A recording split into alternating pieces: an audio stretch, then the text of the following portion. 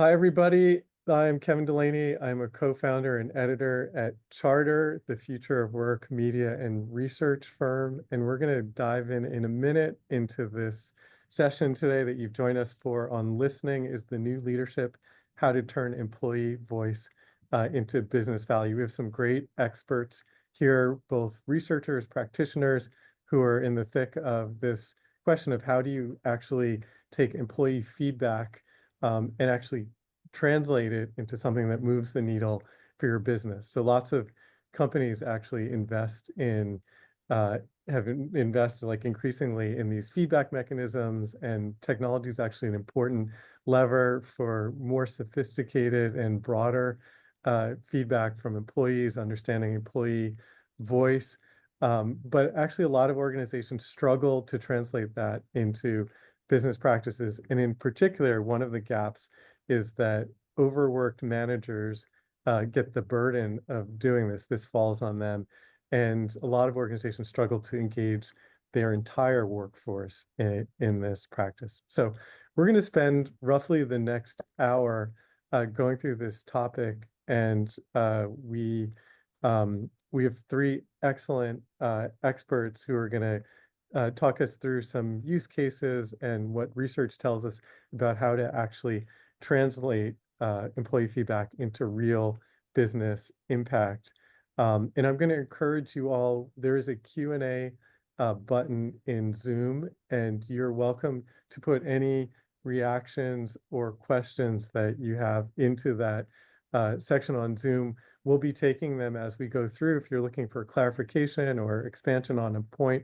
And then we'll leave some time at the end to make sure that we get through all of the questions. So I'm joined today by Emily Killam.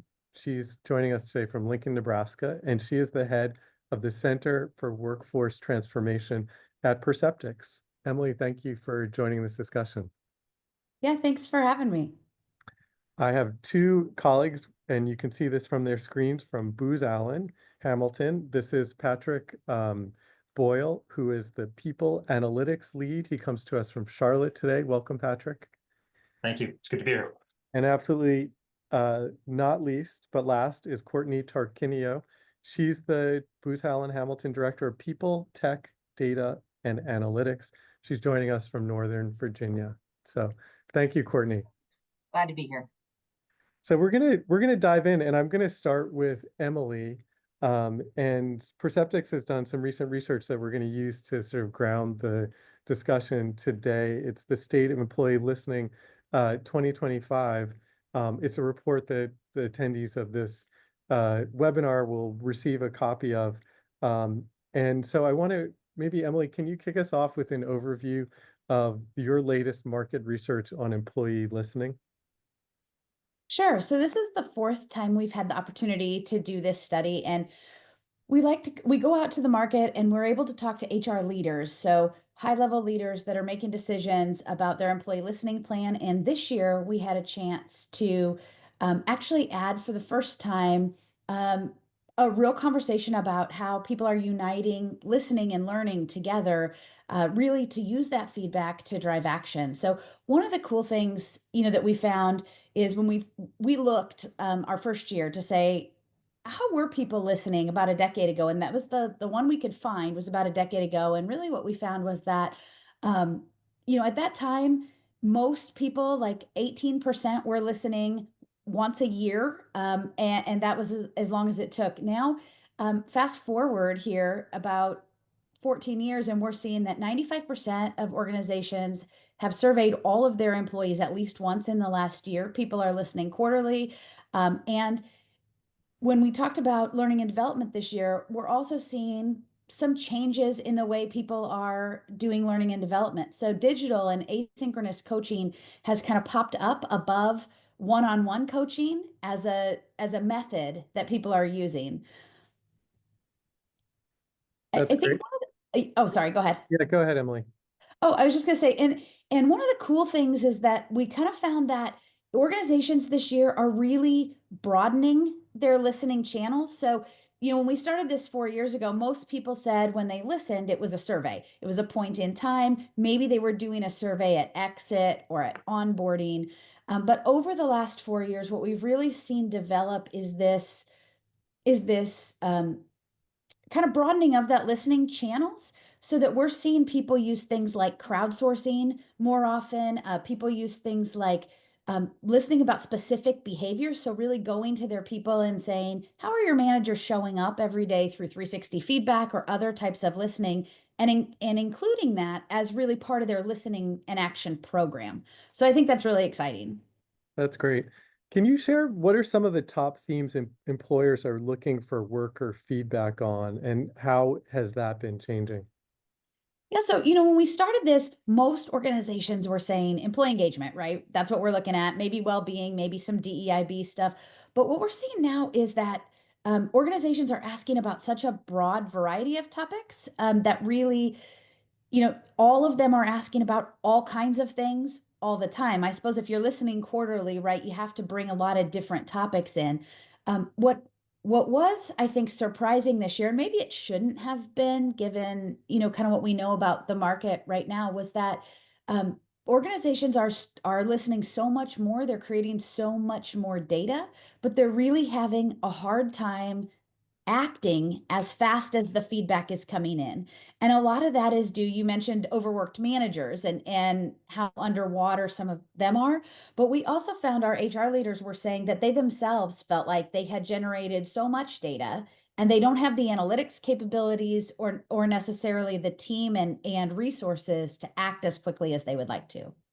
We're going to hear more about how Booz Allen approaches this in a minute, but what from your research uh, are there important best practices and attributes of the most advanced organizations? So the organizations where what you just described is not the case, they're actually succeeding in translating their feedback into business business results and action.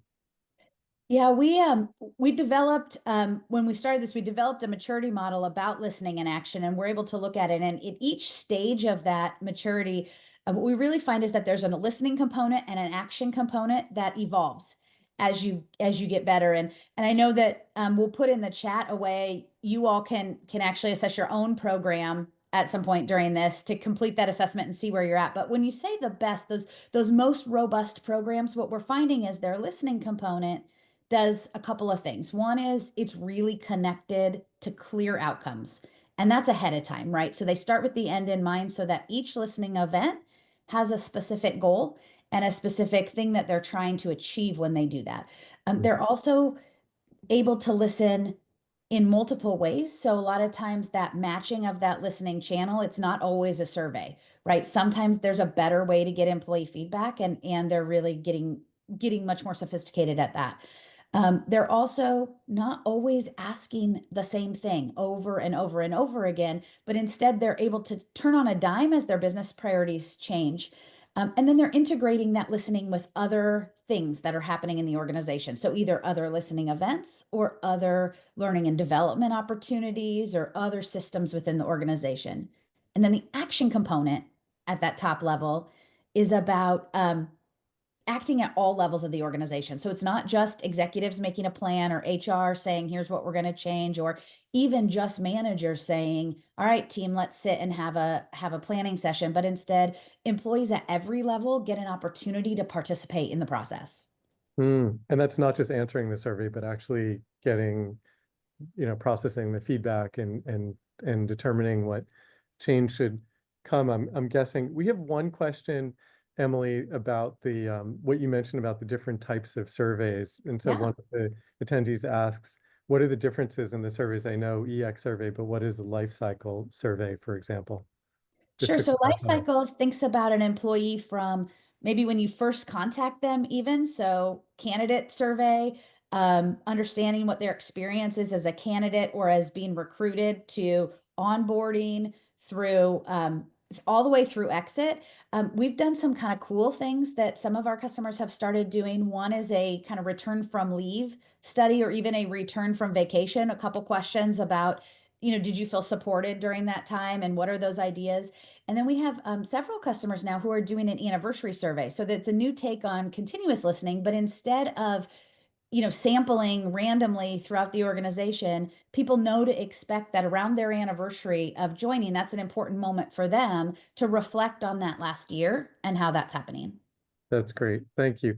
I'm going to shift to Courtney and Patrick in a second. Just one other question from Anthony and Nesto. Are you seeing a move towards more voice surveys via AI? I'm asking this while we're still in the overview.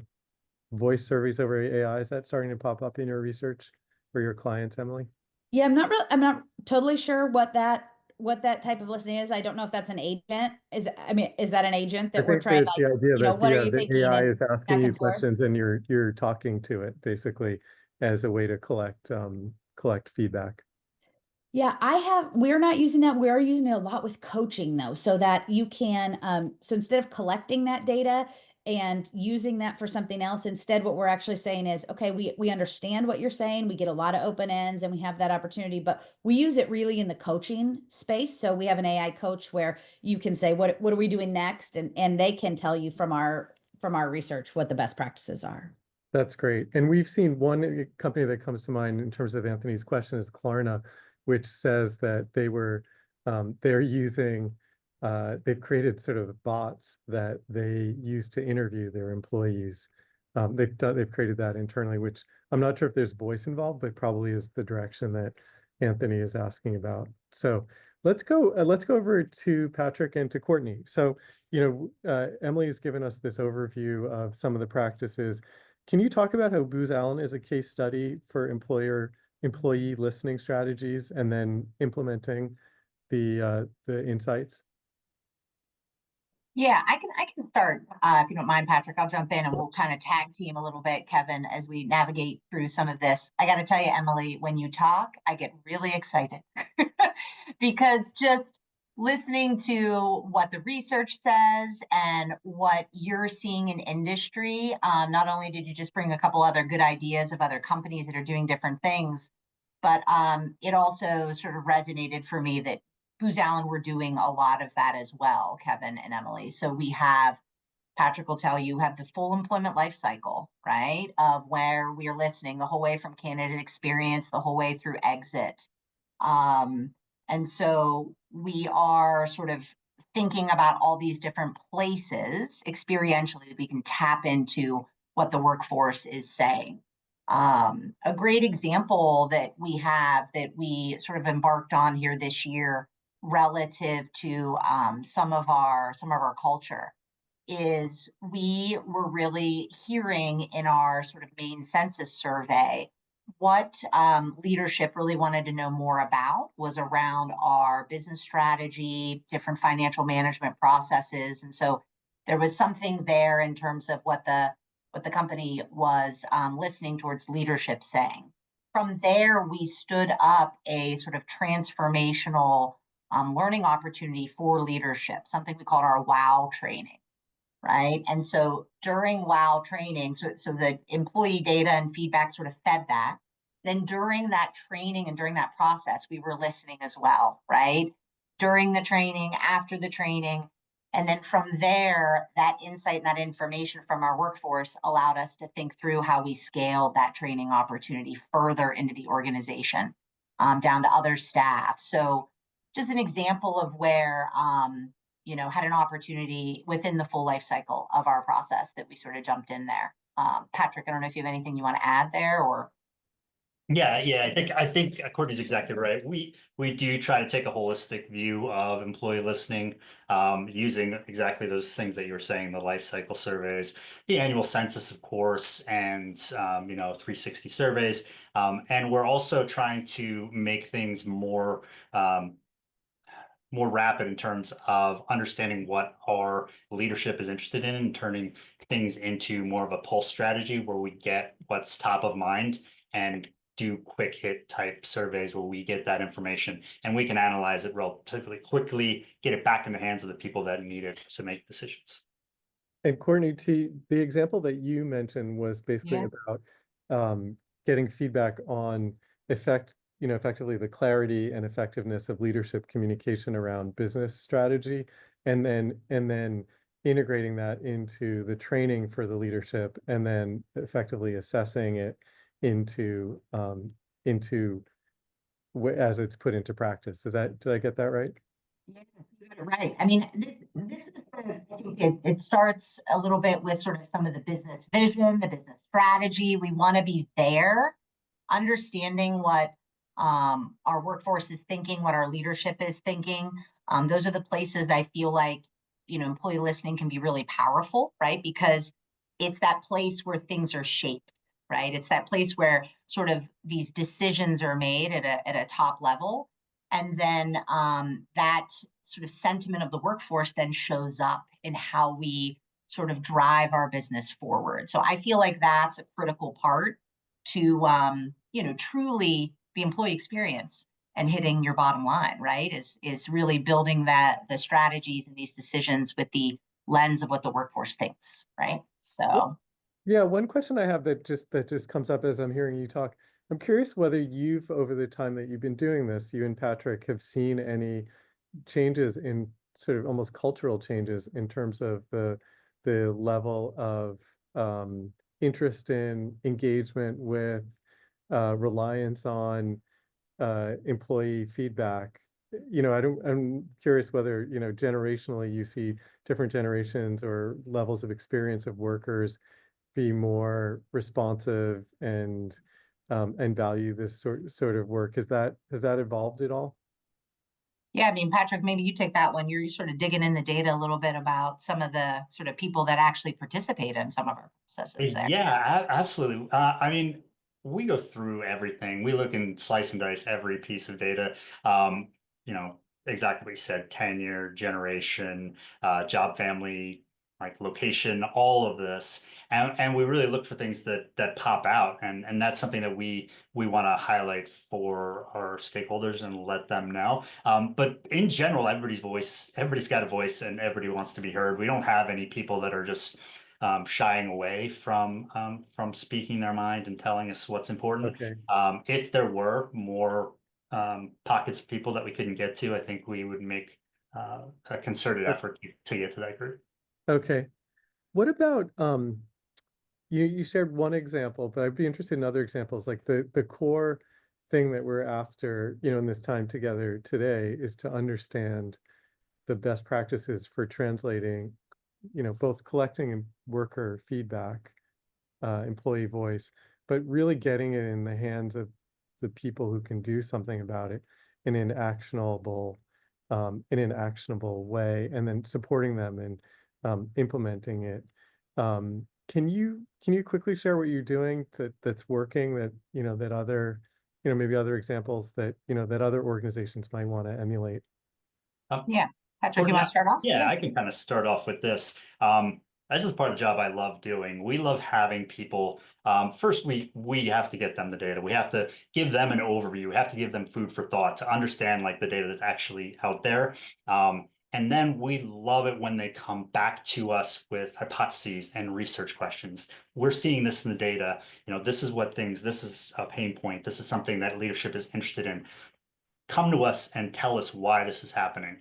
And then we go in and while our stakeholders or our people see the data, we can take it and we go and we tell the story. We find out what's happening and we provide that. We do presentations where we go above and beyond in analytics and then take that from just PowerPoint decks and graphics to trying to provide recommendations and what we believe is a next step for the group that's interested in that poses the research question. So that's one of my favorite parts. Is there another example that you can think of where there's been an insight from the data where you've partnered with colleagues to try something, to take some action, and you've actually seen the feedback, worker sentiment and feedback kind of reflect? Yeah, I can provide one Go there, ahead. Kevin, because I was just gonna, Patrick, I was gonna layer in a little bit about what you're saying there, but then also Emily, you talked a little bit about at the beginning there, the training aspect of some of the things in the research. We have a really good example here at Booz Allen recently this year. When you think about training and you can't sort of go on many LinkedIn stories or websites nowadays and not think and hear about a skills-based approach to organizations, right? And upskilling your workforce for the future, right? I think you're one of the participants asked about AI there at the beginning, right? So this is a place that you know, a lot of people are focusing, and Booz Allen is there as well. So one of our business sectors partnered with our team, Patrick, relative to sort of a skills survey, right? Understanding what that particular business segment, you know, needed more of relative to the skills of the future, right? And actually, before setting out this strategy, they actually stopped, paused, and asked the workforce, right? Or asked that business sector, you know, what are the current skills you feel like you have? What are those future skills you think that we need, knowing the direction we're going? And then that data came back, and Patrick and the team worked very closely with those sort of HR business partners to build out this sort of plan of how to respond to all of that, right? That led to, you know, custom learning pages for that particular segment of the business, where they could go out and sort of consume easily a segment of skills-based learning that they needed to start to transform their function, right, or their capabilities. So that was a really good example, I felt like, where resonates with me, Emily, with what you said on sort of the learning and the L&D side of things. We actually listened to the workforce, brought it forward, used it, and then actually put it into action with like tailored, you know, training plans to focus on this with that particular business segment. That's a really interesting example. And Emily, I want to come back to you in a second on this. We did at Charter, we did a big survey of workers in around AI coming into the workforce. And there are three things that we heard, just this is across different industries and levels, but it was communicate with me, train me, and involve me.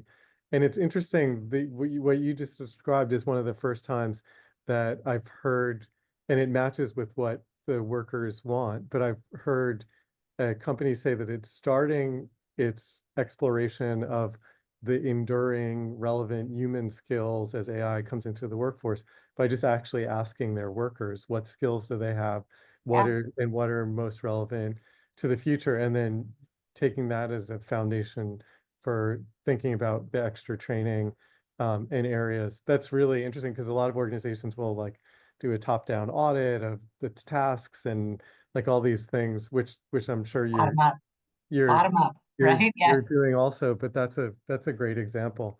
Emily, Yeah. just on this point about the link between learning and development and employee feedback, that's something that showed up in your research this year. Can you share a bit more? Yeah, so what we found was that organizations that were actually using understanding manager behaviors and how managers are showing up, mostly through 360 feedback, but also, you know, asking people what's happening in your actual workplace. When we learn that, so even the skills-based is similar, because as we think about how do we personalize learning, we've known for a long time, anyone who's done L&D for a long time knows that the more you can make it relevant to somebody's day-to-day, the more they can use it today, immediately, as soon as they're trained on it, as soon as they have some learning, the more it's going to stick, right? And so if you can make it relevant to them, I liked what you said, like communicate with me, you know, talk to me, like it's involved, Train me, involve right? me. Because train me and involve me. And it's like, if it's about me, I'm much more likely to actually institute new habits. And one of the things we do is we talk about new habits in the workplace daily. And so we're able to, you know, through technology, meet people in the flow of work through a series of intelligent nudges that is actually what's going on your team. So we know from your listening data, for example, that maybe communication is not as good for Courtney's team, but on Patrick's team, they're really thinking about career development rather than communication. So it allows us to actually, you know, split the action so that we can help people in Courtney's team learn about what they need to learn about for communication and tiny little habits they can institute in their work every day. Whereas maybe Patrick's thinking about how do we do career development on our team a little differently. And so now Courtney's team and Patrick's team are both acting. They're both getting that feedback, but it's where it matters for them. And so they're not viewing it as irrelevant, right, as they move forward. So we're also able to do that with manager development and say, what do you want to work on? And what does your team say you need to work on? And how can we then deliver that to you so that everybody gets the right action at the right time, right when they need it, so that it becomes a habit that you build over time? I think this you just answered at least partly the question I wanted to really focus on with you, which is basically the employee listening can generate a lot of data, and then there is this gap in it not being translated into action. And so my question for you, which I think you just at least partly addressed, is where are you seeing that gap, and what are the best practices for effectively supporting managers in translating the feedback into action? Yeah, I think it's interesting because as you look at the cascade impact of employee feedback and where feedback happens, right? So executives might get a presentation, and Patrick's team works to put together the presentation for his executive team and spends hours like crafting what are the three things you need to go do as you leave this meeting, and executives go do that. Well, then we get to maybe an HR team level, or we try to send our HRBPs out, and every stage you go to, it's less supported and there's less ability, right? Because it's just the magnitude of the presentation becomes too big and you can't drill in as personally. So using technology to say, okay, well, we know the five things Patrick's going to look for first. So can we have technology start to do that? Can we say, what are those key drivers of the outcomes you're seeking? If it's employee engagement, for example, for your team, what are the three things you could work on today that would most impact that next year? And it's going to be different for every team across your organization, but you can use technology to do some of those analysis features to say, okay, what are those top three things you need to go focus on? Okay, well, what are three proven strategies for each of those that you might take today? Can you pick one? Can you do something about it, right? Can you follow up three times? We're starting to drill this down into a series of very manageable and bite-sized steps for people that allow real action to happen, because we don't just want to make a plan and set it off to the side and go back to our work, right? We have to have a plan that involves day-to-day working on it. And what are, in that example, this idea that like if I wanted to improve employee engagement, you might know at the level of my team what some of the key levers are to do that. What would be the data signal, or what would be the kind of input that would allow you to direct me towards specific actions that would support employee engagement, for example?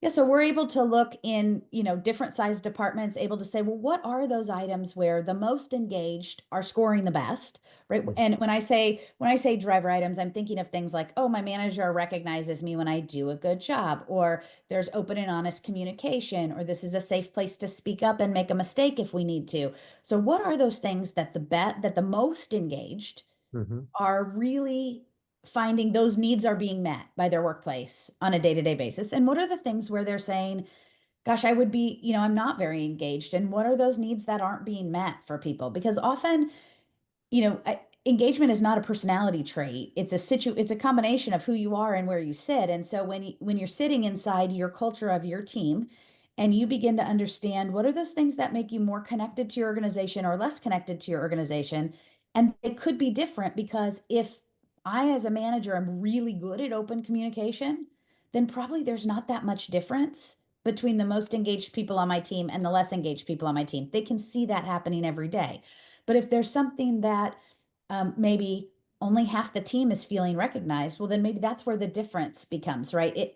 If some people are being recognized and other people aren't, that's not happening. Well, then that's something our team needs to focus on specifically, and we need to come up with what those right ideas are, and can we find some best practices that other people have used that have been really effective in driving change on that? And can you prompt me with that's a great idea? Mhm. That's great, and that makes sense that from the feedback, you can actually identify the areas that would contribute, that would ladder up to engagement, that are pluses or minuses for my team specifically. We have a few questions from attendees, and just want to encourage everyone out there who's following this, that if you have a question for our speakers, please put it in the Q&A in Zoom. We're going to come to those in a minute. But before we do that, Courtney and Patrick, um, I just wanted to see if you had anything to add, like this question. We've talked about a few examples and a few best practices, but is there anything else in terms of what you find is the most critical for translating the insights from employee feedback into effective business impacting action by managers at kind of at the level where that can take place? Do you have other bits of advice or examples? I'll jump on one here, Patrick, and then feel Sure, free yeah. to chime in as well. There's a couple things that Emily you said to me that resonated really well, right? But before we go there, I think one of the key things is really ensuring that the data is getting into the hands of the people that need to action it, right? So almost sort of democratizing that data for the business leaders, for the HR staff, to really grab a hold of, look at, and action, right? And so we, I think, do a pretty good job. Patrick, I would say, leveraging the Perceptyx platform and some of its, dashboarding capabilities, different places that we can get this data into the hands of folks to sort of run with.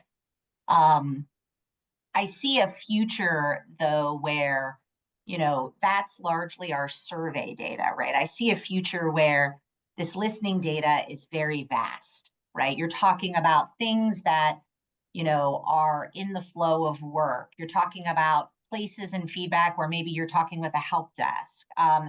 The data that you can ultimately listen to paint a picture of how someone's really feeling is beyond just surveys, right? And so I think being able to sort of aggregate that data in a place like a data lake and then applying this sort of opportunity for say, an agent to just sort of answer the question of the manager who is right there at the seat, ready to sort of engage in a team meeting or go into a business planning session, right? To just simply ask the question and it sort of pulls together this broader, vast, set of data to help shape these answers quickly.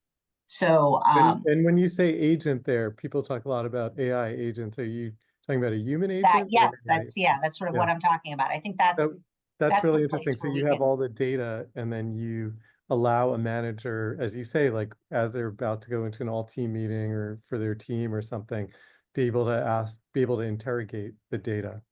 That's right. And I mean, we put together some great dashboards, Patrick. I think there's some great things that, are there for leaders to sort of run with, but I think it is about, this actioning is about how you sort of democratize that data, get it in the hands of them real time in the flow of the work.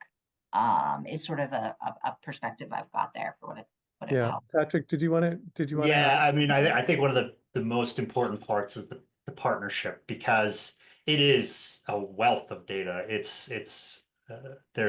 There's so much. It's more than one person can handle, and it's more than you could go through in days and weeks and months. And having a good partnership with the person that is the subject matter expert, the person that's in the field, it's being able to direct them in the ways that they might have a question. A leader comes to them with a question and says, I am really interested in learning more about this. And we have the data to answer that question. We just need to go in and sift through it all so that we can tell the story back to the manager. We have a few questions that are coming in that are around a kind of similar area. So I'm going to turn to them right now. One of them is, are you seeing a shift from large annual surveys to more frequent pulse type surveys? And then a second sort of related question from Rodham Sharon is, how can we collect data via crowdsourcing in a structured way? So those are both about the current state of data that folks are using, and then about crowdsourcing specifically. Emily, do you want to start by answering that at a kind of general level based on your research, and then Patrick and Courtney, maybe you could talk about the shift from large annual surveys to more frequent, for example. Yeah, I would say that our most robust listeners that we've talked to haven't shifted away from a large annual survey to more frequent pulses. It is an and. And the reason for that in a lot of cases is because that larger annual survey, there's a lot of benefit that comes from that, right? First of all, you know that you can do a large communication plan. Your response rates are typically much better. That is great for tracking over time. It's often done in conjunction with some other things in an organization so that that feedback loop becomes very predictable and normalized. And so there's some cycles around that, and there's some ways to do that. But what we've seen instead of a shift from is a shift that uses that for what it's designed for, right? Which is all sort of these things. This, how do we track performance over time? How do we ensure that all managers are doing something together? You know, there's a lot of benefit from everybody doing something together as an organization from a community and unity and culture standpoint. But then the shift to more frequent types of listening is really important as the business need arises for those. So I heard Courtney say, we've worked really hard that executives need this data today for a decision that they're going to make tomorrow. So we got to go get that. We have to get out there and get that data. That's not going to happen in an annual survey. It's not designed for that. And it can't be used that way. So how do we use what things are designed for? If you want a frequent pulse of your organization, that's where those customers have used those anniversary surveys, because that's consistent. It's all the time. It's used for something different. So it's that matching of the listening to the business problem that you're trying to solve is really where the most advanced kind of listeners are at. And then structured ways to collect crowdsourcing. There's lots of structured ways that people have collected crowdsourcing over time. Everything from sort of town hall is ask me anything. That's a crowdsourced activity. Focus groups are a crowdsourced activity. But there are lots of ways. We have a platform that does crowdsourcing in kind of a cool way where you can ask an open-ended question and folks can upvote responses, almost like a Reddit thread. That gets quick data in the hands of folks. But there's a lot of different kind of structured crowdsourcing platforms out there. But and I think AI has helped us a lot with being able to analyze sort of those open-ended type items. That's really what you'd use crowdsource for. So where we've seen some great use cases internally for crowdsourcing is we want to inform the company action that might take place after an annual survey or a broad department, 1,000 people kind of department. What would you like us to work on? Here are the 3 things that came up. What would you like us to work on? What ideas do you have for how this might go better? Another use case is trying to deal with or understand value systems. Like, what are the behaviors that you see that are associated with these values so that we can begin to recognize them? And as they answer this question about structured way, what I'm hearing from organizations that are starting to use AI tools to analyze open-ended responses on engagement surveys is, in a way, AI is like part of the answer. Like, you can do it at a speed and with a comprehensiveness to analyze open-ended responses that was not practical for a lot of organizations before. Is that Patrick that and I are nodding. yeah, exactly. Okay. Yeah. Well, why don't we, Patrick and Courtney, this question of the shift from large annual surveys to more frequent pulse type surveys and then collecting data via crowdsourcing. Can you talk to us about how you're approaching those things? Go for it, Patrick. Yeah. Yeah, sure. So yes, we are taking advantage of every single opportunity we can to get to listen to our employees. We do, of course, that annual census. We do the 360 for leadership. We do all of those life cycle surveys, the candidate experience, the onboarding experience, the exit survey. All of those things are extremely important. And tying them together are also important in doing cross-survey analytics. It's also a big part of things. It allows us to kind of amplify a lot of the work without doing additional surveys. And then there are, the way we're using pulse surveys, and that is like specific point in time touch points where, we don't have to get everybody's opinion. We can do a representative sample to get insights that we can tell to a very specific audience. We don't want to ask people, every person questions all the time. We want to get the people and be able to give the insights quickly. And sometimes a pulse is the best way to do that. So it is a continuous listening strategy. Yeah, we- I'll just add one pulse example we have. So when we talked a little bit about some of that winning our way sort of training that we did, we also then launched in the company an empowerment fair, which was this ability for every employee in the company to come and learn all about Booz Allen's benefits, programs, opportunities, training, almost like imagine a place like a career college fair with desks and booths, and employees could navigate around, right? This was a critical thing that we did as part of the business strategy relative to our culture and engagement. And we literally ensured that there was survey capability, Patrick, you remember, during the actual event, right? The QR code that people could were given at multiple places at multiple times to sort of tell us how they thought all of that went, right? That's a pulse, if you will, but it is light and in the moment and really engaging and gathering that feedback right there in the moment from the workforce. So I think listening is going to evolve from this one time a year thing to something that is much more fluid in when and where the employees are and where we're interacting with folks. So For some reason, that makes me think of the airport bathrooms where they ask you to rate how good a job they did yes, our cleaning the. QR code was much better and our survey was much better Yes. than the smiley I'm faces. sure, it was. Yes, the red, yellow, green smiley face. Yes, and Perceptyx actually has quite an excellent user experience when you're looking at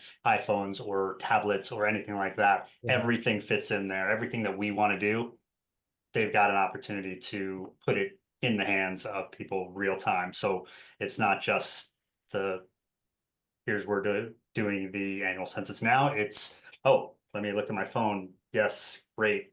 5, perfect. All of those things, all those data points Great. collected quickly. So we've got a bunch of questions, so I want to, shift and try and get through a bunch of them if we can. One of them, there's a question that repeats a few times, which is around survey fatigue. Is there a real concern of survey fatigue, or do you think that's anecdotal? Do employees really experience fatigue, and how is that considered when pulsing in addition to annual census surveys? And then, yeah, they're other kind of similar. How do you manage survey fatigue with annual pulse life cycle surveys hitting employees' inboxes? Can you share how you're thinking about that? Yes, I'm just gonna say, yeah, go for it, Patrick. Yes, I think of it more as communication fatigue. People love to share their opinion. It's sometimes when they're asked for their opinion so many times, but the way we're doing it throughout the life cycle. These are not like the same people getting the same things over and over and over again. And we have a idea about using a sampling strategy where we can get the insights we need from a representative sample. So we don't have to ask everybody. We don't have to bug everybody to take some time during their day to answer questions. We like to do it in a way that gets survey research best practices to get that information in. And you don't need everybody to get that. And survey fatigue is, in my mind, if you give them a 30-minute long survey, by the end, they're going to be kind of sick of doing the survey. But that's not what we're doing. We're doing very brief surveys. Even the longest of our surveys don't take all that long. And when you say Yeah. don't take all that long, it's like 5-10 minutes, or Like, I think 10-15 minutes max for Right. our annual census, and the other ones like 10 minutes or less, 5 minutes. Yeah, maybe. that's a good target. Yeah, I would say the other thing we see across all clients is we don't really see a survey fatigue so much. Like, you don't see a drop in, say, response rate or those types of things. What we actually see is really impatience with inaction. So if you ask me my opinion 3 or 4 times a year on the exact same thing, and nothing has changed in that period of time between when you asked and now, we've had no communication that something is happening. My manager hasn't talked to me about it. and nothing is happening, why are you asking me again? I already told you and you've done nothing. So that's where we start to see some of that attrition of responses, is really when people don't take any kind of action.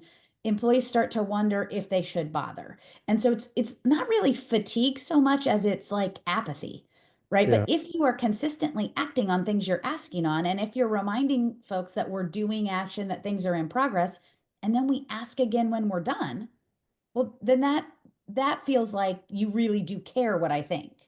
So that's great. I want to move on to another question, but just to acknowledge that Ryan Brunn and Joy Yes, McClure good in the energy in chat the chat on that one. There's agreement. Ryan answered Yes. pretty similar to how you did simultaneously, Emily. So Ryan asked a question that I want to get to, and it's about, have you identified any insights regarding how senior leadership may hinder a company's team from effectively utilizing people data and survey methodologies? And what are some best practices for engaging and aligning leadership with these initiatives? What do you all, basically the question is, senior leadership may not be bought into the utility of the of these listening practices. How do you diagnose and counteract that? Courtney, did you have a thought there? Yeah, I mean, I feel like if there's, I think it's critical business strategy and where a company is trying to go. I mean, people are sort of the backbone of an organization. So if we're not tapping into what our workforce is thinking and feeling and needing, um, that's that's got to sort of evolve and change. It's critical to make sure that we are listening and, like we said, acting on that.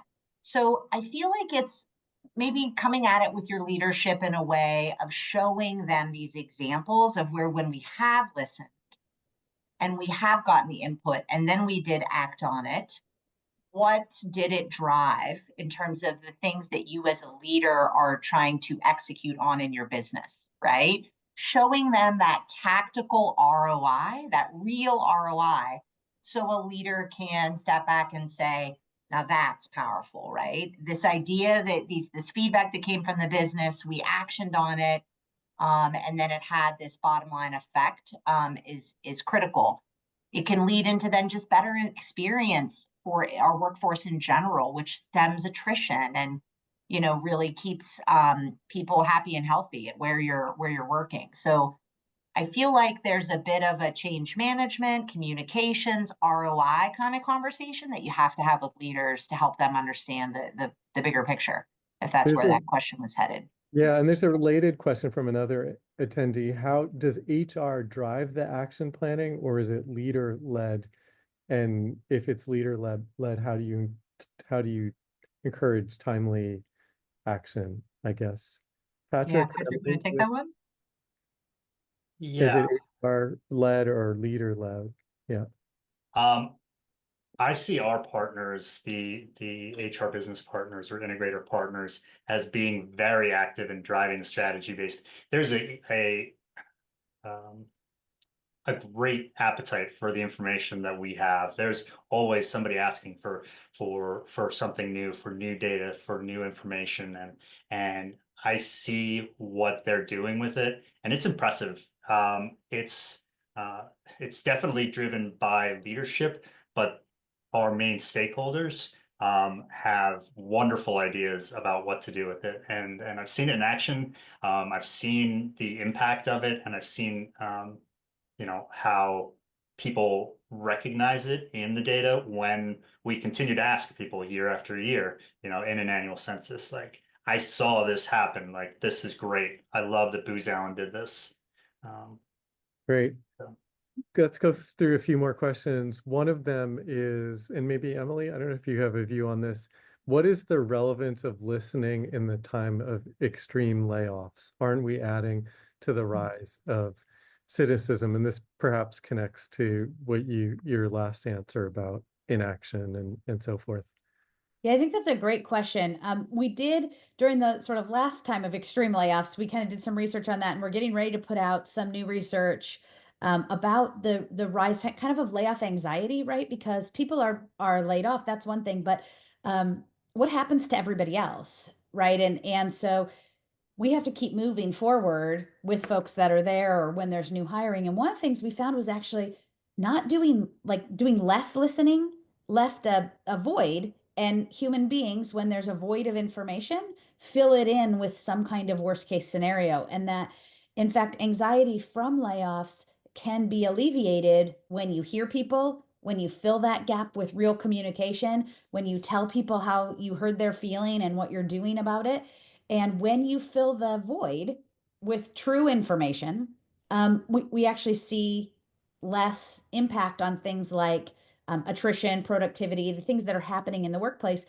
So much so that when people said there were rumors about layoffs, they had the same amount of stress and anxiety than when there was actual layoffs within the past 30 days in their business. So just the rumors can create that, whether it's true or not. So I would say it doesn't behoove us to listen less, or I think that gives a signal, especially if we're listening a lot now, gives a signal that in fact we don't want to know what you think, which Yeah. tells me there's something negative happening. It's the kind of ostrich head in the sand posture of leadership that, as you just said, probably backfires. I want to ask another question because it relates to what you spoke about earlier. You talked about the intelligent nudges for team leaders. And we have a question, which is, what does an intelligent nudge look like for a leader? Can you share an example or a way of thinking about that? Yeah, so let's say our team is working on something like psychological safety. So making sure that everybody feels okay to speak up when they need to. Maybe once a week, an leader would get in their inbox, it would say something like, or write in their team's messaging or however it is you get it, would say, okay, in your team meeting this week, end your meeting with 5 minutes of making sure everybody gets a chance to speak, and make sure you call on people who haven't been speaking during that meeting. And it's like, okay, that's one thing I can go do today that's going to help. And it begins to slowly build that habit of changing the way that we interact with each other. But what's fascinating is at the same time, if your team is working on psychological safety, you might get that as a leader, but the other team members are getting something that's specific to their role that says, notice in a meeting who's talking and who's not, whose voice didn't get heard in that meeting, how are you reaching out? So now everyone on the team together is working on how to hear voices from each other, but they're all getting different things that apply specifically to them. That's really interesting. Great. Why don't we try and get in a few more questions.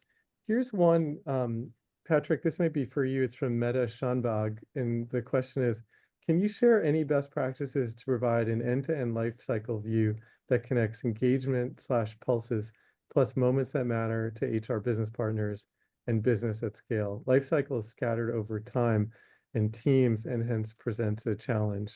Do you have others can take it, but maybe we start with you. Yeah, sure. So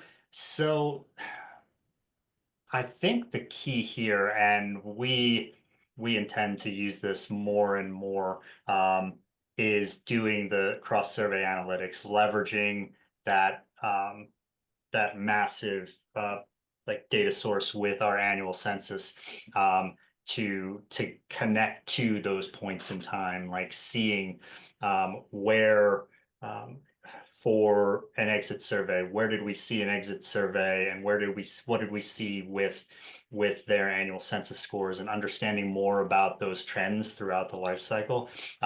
It is important to capture each of the pieces in the employee life cycle. And I think it's important for those people that have an impact on those stages, like working with an onboarding team, working with the candidate experience team. It's working with all of our integrators. You have to closely partner with them. You can't just take something out of the box and put it out there and say, this is an onboarding survey, this is a candidate experience survey. You have to be there with the people that are answering the questions. That's how we build our surveys. We go and we talk to those people because they're the ones that are going to have the answers. They're the ones that are going to make the change. So that's what I would recommend. We're almost out of time, and I want to ask your last bit of advice for folks, and actually maybe one key thing that you see most commonly go wrong. But before that, Patrick, just on your point, Anthony Ernesto is asking, have you seen experimentation with synthetic audiences? And this is, presumably using AI. So synthetic